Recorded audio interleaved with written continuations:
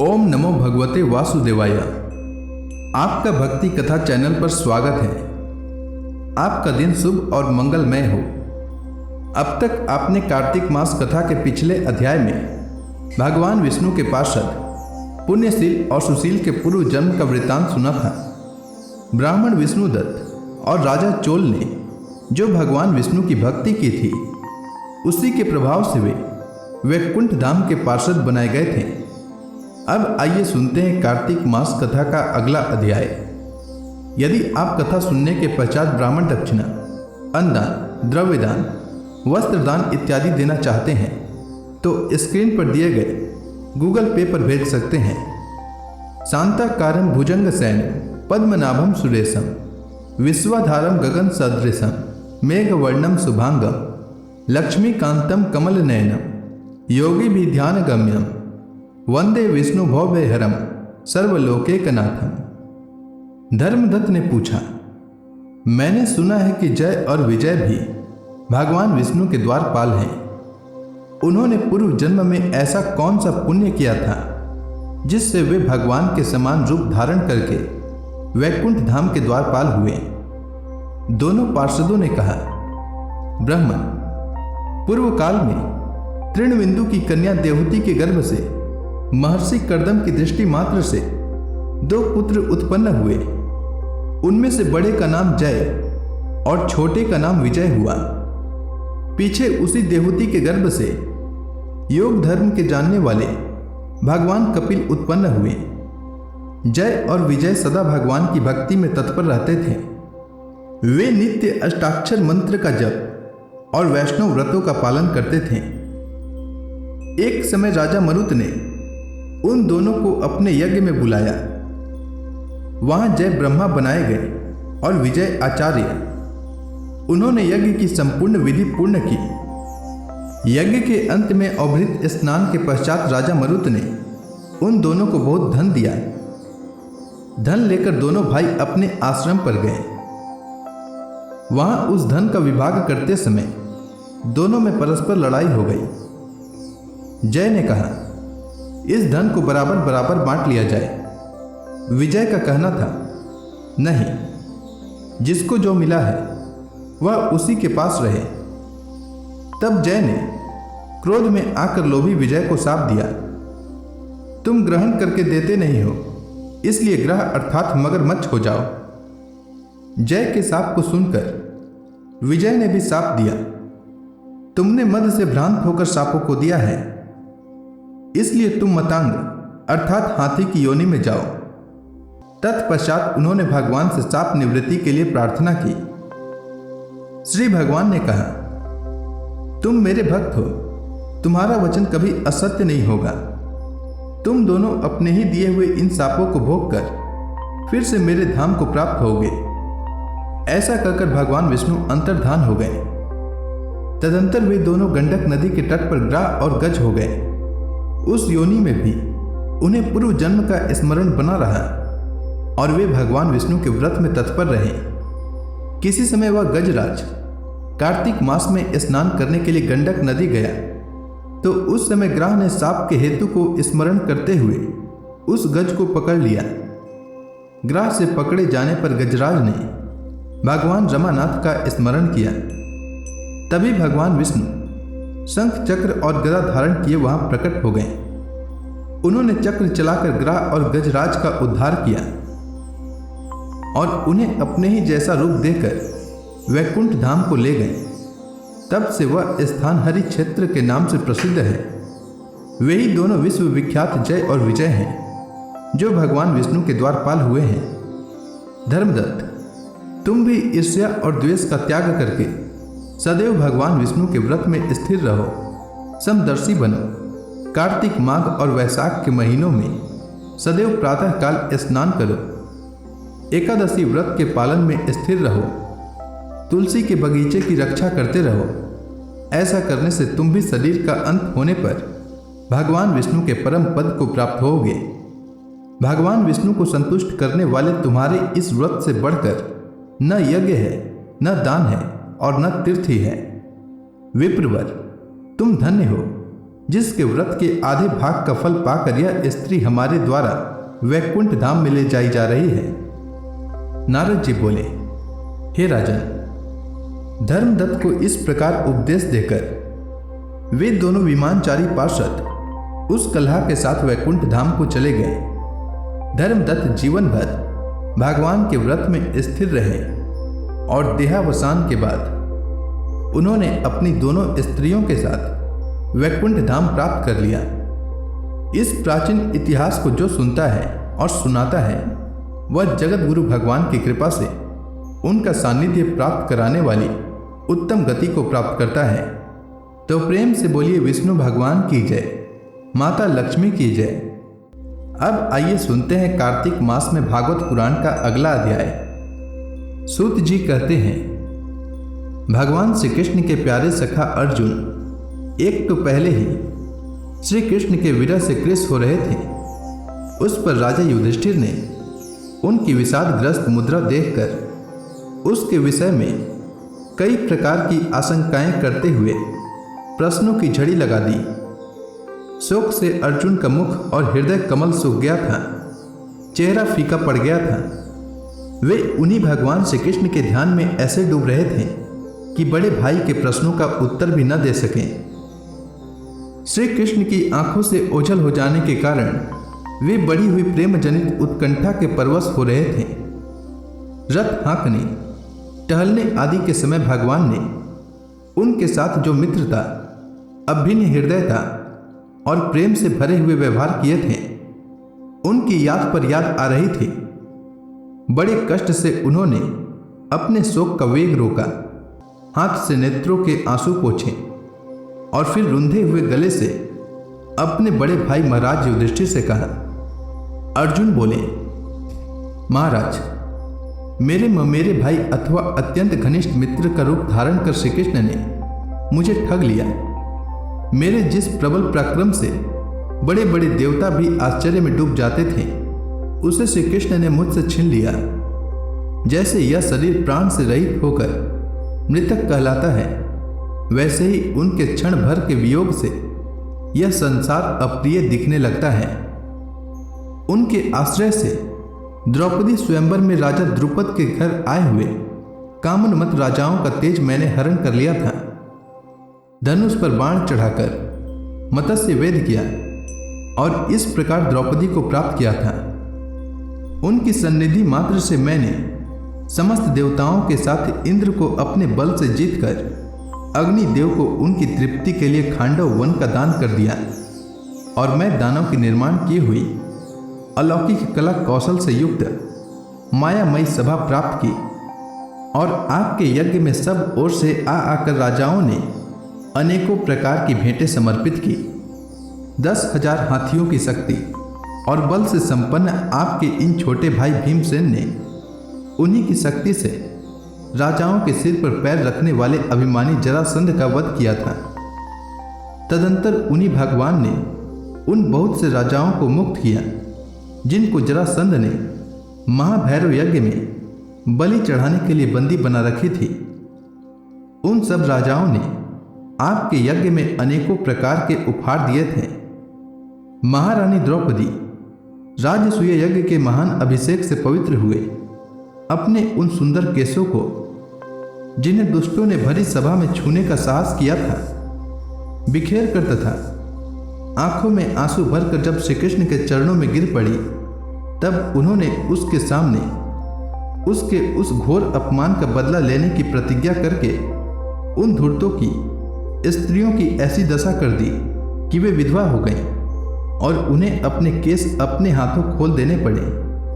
वनवास के समय हमारे वैरी दुर्योधन के षड्यंत्र से 10,000 शिष्यों को साथ बिठाकर भोजन कराने वाले महर्षि दुर्वासा ने हमें दुस्तर संकट में डाल दिया था।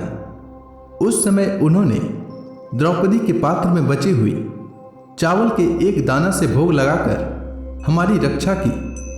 उनके ऐसा करते ही नदी में स्नान करती हुई मुनि मंडली को ऐसा प्रतीत हुआ मानो उनकी तो बात ही क्या, सारी त्रिलोकी ही तृप्त हो गई है। उनके प्रताप से मैंने युद्ध में पार्वती सहित भगवान शंकर को आश्चर्य में डाल दिया। तथा उन्होंने मुझको अपना पाशुपतास्त्र दिया। साथ ही दूसरे लोकपालों ने भी प्रसन्न होकर अपने अपने अस्त्र मुझे दिए। और तो क्या, उनकी कृपा से मैंने इसी शरीर से स्वर्ग में गया और देवराज इंद्र की सभा में उनके बराबर आधे आसन पर बैठने का सम्मान मैंने प्राप्त किया। उनके आग्रह से जब मैं स्वर्ग में ही कुछ दिनों तक रह गया, तब इंद्र के साथ समस्त देवताओं ने मेरी इन्हीं गांडीव धारण करने वाली भुजाओं का निवात कवच आदि दैत्यों को मारने के लिए आश्रय लिया। महाराज, यह सब जिनकी महती कृपा का फल था, उन्हीं पुरुषोत्तम भगवान श्री कृष्ण ने मुझे आज ठग लिया। महाराज, कौरवों की सेना भीष्म, द्रोण आदि अजय महामत्स्यों से पूर्ण अपार समुद्र के समान दुस्तर थी, परंतु उनका आश्रय ग्रहण करके अकेले ही रथ पर सवार हो मैं उसे पार कर गया। उन्हीं की सहायता से आपको याद होगा, मैंने शत्रुओं से राजा विराट का सारा गोधन तो वापस ले ही लिया, साथ ही उनके सिरों पर से चमकते हुए मणिमय मुकुट तथा अंगों के अलंकार तक छीन लिए थे।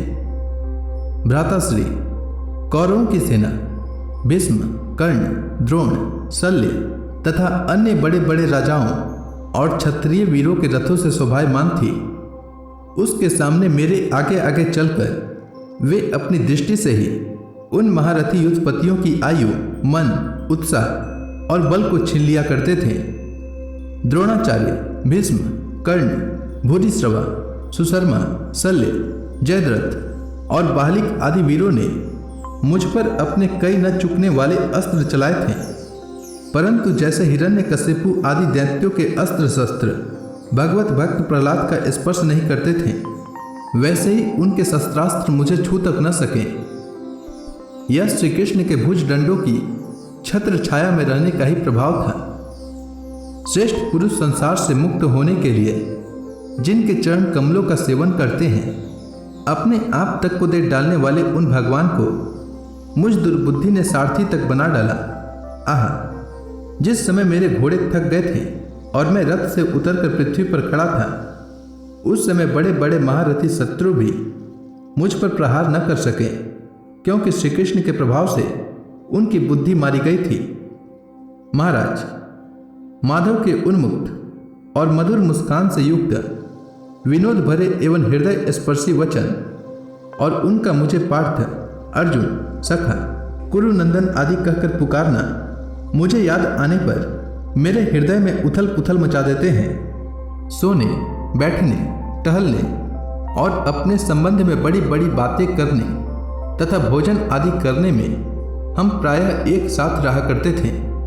किसी किसी दिन में व्यंग से उन्हें कह बैठता, मित्र, तुम तो बड़े सत्यवादी हो। उस समय भी वे महापुरुष अपनी महानुभावता के कारण जैसे मित्र अपने मित्र का और पिता अपने पुत्र का अपराध सह लेता है, उसी प्रकार मुझ दुर्बुद्धि के अपराधों को सह लिया करते थे। महाराज, जो मेरे सखा, प्रिय मित्र, नहीं, मेरे हृदय ही थे, उन्हीं पुरुषोत्तम भगवान से मैं रहित हो गया हूँ। भगवान की पत्नियों को द्वारका से अपने साथ ला रहा था, परंतु मार्ग में दुष्ट गोपों ने मुझे एक अबला की भांति हरा दिया और मैं उनकी रक्षा नहीं कर सका। वही मेरा गांडीव धनुष है, वही बाण है, वही रथ है, वही घोड़े हैं और वही मैं रथी अर्जुन हूँ, जिसके सामने बड़े बड़े राजा लोग सिर झुकाया करते थे। श्री कृष्ण के बिना ये सब एक ही क्षण में नहीं के समान सार शून्य हो गया। ठीक उसी तरह जैसे भस्म में डाली हुई आहुति, कपट भरी सेवा और उसर में बोया हुआ बीज व्यर्थ जाता है। राजन, आपने द्वारका वासी अपने जिन सुहृद संबंधियों की बात पूछी है, वे ब्राह्मणों के शापवश मोहग्रस्त हो गए और वारुणी मदिरा के पान से मदोन्मत्त होकर अपरिचितों की भांति आपस में ही एक दूसरे से भिड़ गए और घूंसों से मारपीट करके सब के सब नष्ट हो गए। उनमें से केवल 4-5 ही बचे हैं। वास्तव में यह सर्वशक्तिमान भगवान की ही लीला है कि संसार के प्राणी परस्पर एक दूसरे का पालन पोषण भी करते हैं और एक दूसरे को मार भी डालते हैं। राजन, जिस प्रकार जलचरों में बड़े जंतु छोटों को, बलवान दुर्बलों को एवं बड़े एवं बलवान भी परस्पर एक दूसरे को खा जाते हैं, उसी प्रकार अतिशय बली और बड़े यदुवंशियों के द्वारा भगवान ने दूसरे राजाओं का संहार कराया। तत्पश्चात यदुवंशियों के द्वारा ही एक से दूसरे यदुवंशी का नाश करा के पूर्ण रूप से पृथ्वी का भार उतार दिया। भगवान श्री कृष्ण ने मुझे जो शिक्षाएं दी थी वे देश काल और प्रयोजन के अनुरूप तथा हृदय के तप को शांत करने वाली थी। स्मरण आते ही वे हमारे चित्त को हरण कर लेती है। सूत जी कहते हैं, इस प्रकार प्रगाढ़ प्रेम से भगवान श्री कृष्ण के चरण कमलों का चिंतन करते करते अर्जुन की चित्तवृत्ति अत्यंत निर्मल और प्रशांत हो गई। उनकी प्रेममयी भक्ति भगवान श्री कृष्ण के चरण कमलों के अहर्निश चिंतन से अत्यंत बढ़ गई।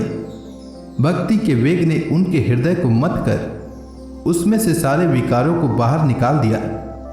उन्हें युद्ध के प्रारंभ में भगवान के द्वारा उपदेश किया हुआ गीता ज्ञान पुनः स्मरण हुआया, जिसकी काल के व्यवधान और कर्मों के विस्तार के कारण प्रमादवश कुछ दिनों के लिए विस्मृत हो गई थी। ब्रह्म ज्ञान की प्राप्ति से माया का आवरण भंग होकर गुणातीत अवस्था प्राप्त हो गई। द्वैत का संशय निवृत्त हो गया, सूक्ष्म शरीर भंग हुआ। वे शोक एवं जन्म मृत्यु के चक्र से सर्वथा मुक्त हो गए। भगवान के स्वधाम गमन और यदुवंश के संहार का वृत्तांत सुनकर निश्चल मति युधिष्ठिर ने स्वर्गारोहण का निश्चय किया।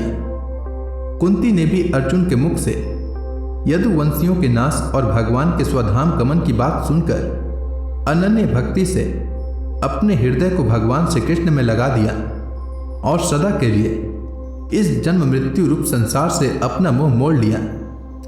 भगवान श्री कृष्ण ने लोक दृष्टि में जिस यादव शरीर से पृथ्वी का भार उतारा था उसका वैसे ही परित्याग कर दिया, जैसे कोई कांटे से कांटा निकालकर फिर दोनों को फेंक दे।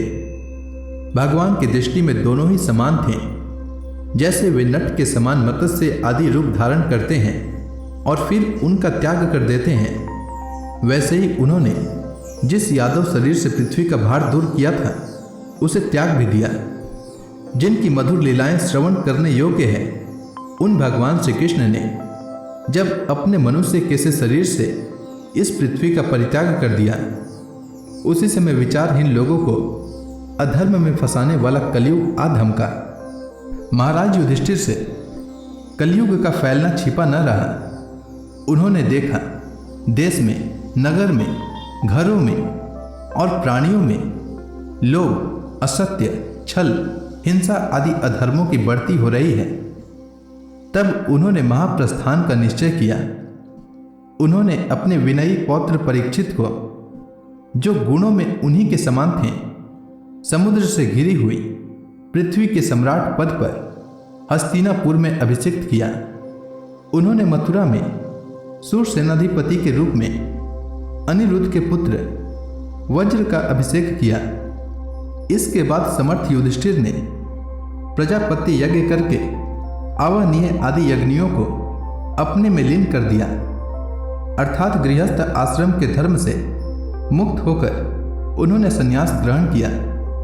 युधिष्ठिर ने अपने सब वस्त्राभूषण आदि वहीं छोड़ दिए एवं ममता और अहंकार से रहित होकर समस्त बंधन काट डाले। उन्होंने दृढ़ भावना से वाणी को मन में, मन को प्राण में, प्राण को अपान में और अपान को उसकी क्रिया के साथ मृत्यु में तथा मृत्यु को पंचभूतमय शरीर में लीन कर लिया। इस प्रकार शरीर को मृत्यु रूप अनुभव करके उन्होंने उसे त्रिगुण में मिला दिया। त्रिगुण को मूल प्रकृति में, सर्व कारण रूपा प्रकृति को आत्मा में और आत्मा को अविनाशी ब्रह्म में विलीन कर दिया। उन्हें यह अनुभव होने लगा कि यह संपूर्ण दृश्य प्रपंच ब्रह्म स्वरूप है। इसके पश्चात उन्होंने शरीर पर चिर वस्त्र धारण कर लिया, अन्न जल का त्याग कर दिया, मौन ले लिया और केस खोलकर बिखेर लिए। वे अपने रूप को ऐसा दिखाने लगे जैसे कोई जड़, उन्मत्त या पिशाच हो। फिर वे बिना किसी की बात देखे तथा बहरे की तरह बिना किसी की बात सुने घर से निकल पड़े, हृदय में उस पर ब्रह्म का ध्यान करते हुए जिसको प्राप्त करके फिर लौटना नहीं होता। उन्होंने उत्तर दिशा की यात्रा की, जिस ओर पहले बड़े बड़े महात्मा जन जा चुके हैं। भीमसेन, अर्जुन आदि युधिष्ठिर के छोटे भाइयों ने भी देखा कि अब पृथ्वी में सभी लोगों को अधर्म के सहायक कलयुग ने प्रभावित कर डाला है। इसीलिए वे भी श्री कृष्ण चरणों की प्राप्ति का दृढ़ निश्चय करके अपने बड़े भाई के पीछे पीछे चल पड़े। उन्होंने जीवन के सभी लाभ भली भांति प्राप्त कर लिए थे।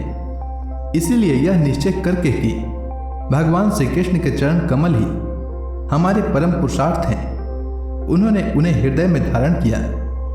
पांडवों के हृदय में भगवान श्री कृष्ण के चरण कमलों के ध्यान से भक्ति भाव उमड़ आया। उनकी बुद्धि सर्वथा शुद्ध होकर भगवान श्री कृष्ण के उस सर्वोत्कृष्ट स्वरूप में अनन्य भाव से स्थिर हो गई, जिसमें निष्पाप पुरुष ही स्थिर हो पाते हैं। फलतः उन्होंने अपने विशुद्ध अंतःकरण से स्वयं ही वह गति प्राप्त की जो विषयासक्त दुष्ट मनुष्यों को कभी प्राप्त नहीं हो सकती।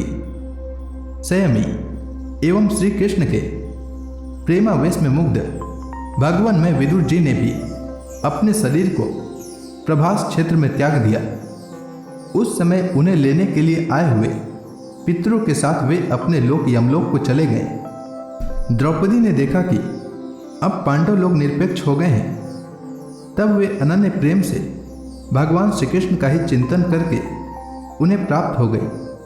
भगवान के प्यारे भक्त पांडवों के महाप्रयाण की इस परम पवित्र और मंगलमयी कथाओं को जो मनुष्य श्रद्धा से सुनता है और सुनाता है, वह निश्चय ही भगवान की भक्ति और मोक्ष प्राप्त करता है। तो प्रेम से बोलिए भगवान विष्णु की जय, श्री कृष्ण भगवान की जय, समस्त देवी देवताओं की जय।